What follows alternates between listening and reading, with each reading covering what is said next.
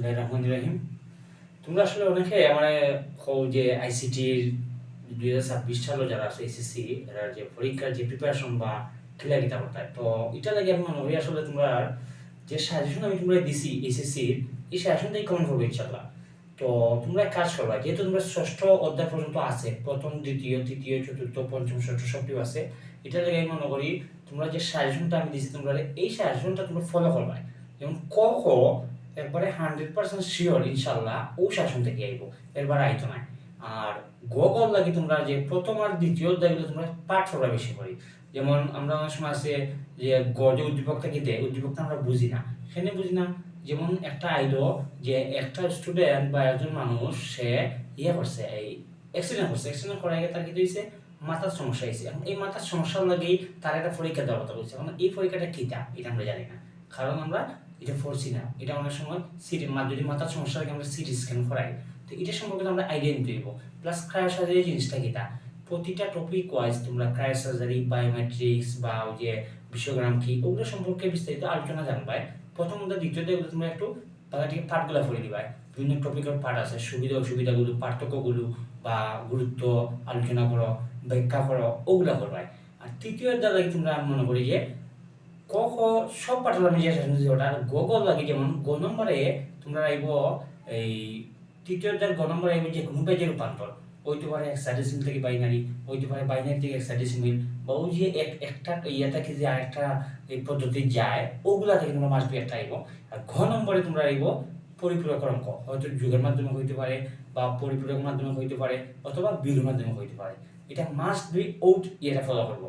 Plus 3.1 কিন্তু আবার 3.2 আছে তৃতীয় অধ্যায়, দুইটা অধ্যায়। আর ওই সময় আইব তোমরা আরেকটা আইব 3.2 আইব তোমরা লজিক গেটের অঙ্ক।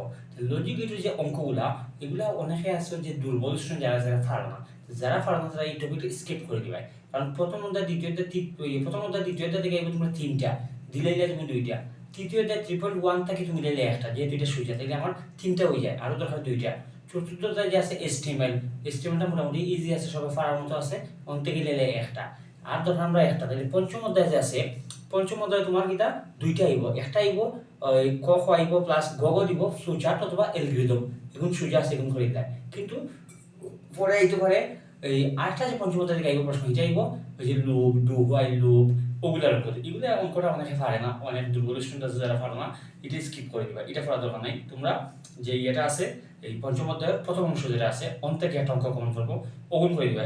একটা অ্যালগরিদম, এটা ফ্লোচার্ট মাস্ট বি আইব, অথবা বৃত্তের ক্ষেত্রফল বা ফারেনহাইট সেন্টিগ্রেড ওগুলা থেকে আইব। তো এগুলো অঙ্কগুলো সোজা আছে, তোমরা ওগুলা থেকে একটা অঙ্ক, চতুর্থ অধ্যায় এস্টিমেট থেকে একটা অঙ্ক, 2টা অঙ্ক, তৃতীয় অধ্যায় থেকে 3.1 থেকে একটা অঙ্ক, 3টা অঙ্ক, আর হবাই দিল গিয়া তো এই 2টা অধ্যায় থেকে 3টা, তারপর 2টা ফার্স্টটা, এই ফার্স্টটা হলে তোমার 50 হয়ে যায়। আর 25টা এমসিকিউ থাকবো। আর এমসিকিউ গুলো তোমরা কিতা করবা, বোর্ড কোয়েশনগুলো বেশি করে পড়বা। যেমন যেহেতু 26 সালের পরীক্ষার্থী, তাই তোমরা পড়বাই 2022 পড়বাই, 23 পড়বাই, 24 পড়বাই, 19 পড়বাই, ঢাকা বোর্ড 19। আমরা সিলেট বোর্ডের লাগে ইম্পর্টেন্ট লেখা ঢাকা বোর্ড, কুমিল্লা বোর্ড, এরপরে আছে সিলেট বোর্ড, যশোর বোর্ড, ওগুলা 19 পড়বাই। আর এই যে ঢাকা বোর্ড 19 ওগুলো একটু বেশি করে ফোকাস করবা, বিগত সালের প্রশ্ন দেখবা, ওগুলো একটু ইয়ে করবাই। আর এস্টিমেল লাগে আমি এই এস্টিমেলের 2টা পেজে প্রায় মানে 15টা 25টা অঙ্ক আমি সিলেক্ট করছি। এই অঙ্কগুলা শীটটা যারা কাছে আছে তো আছে, যারা নাই নিয়েও যোগাযোগ করিয়া তোমরা এই শীটটা নিয়ে এই অঙ্কগুলা করে লিও। আশা করি ইনশাল্লাহ এই অঙ্কগুলা কমন পড়বো। আর এই বাকি যেগুলো আছে এগুলো আমি যে সাজেশনটা দিছি ইনশাল্লাহ ও সাজেশনটাকে 100% কমন পড়বো, এর বাইরে কোনো কিছু আইতো নাই।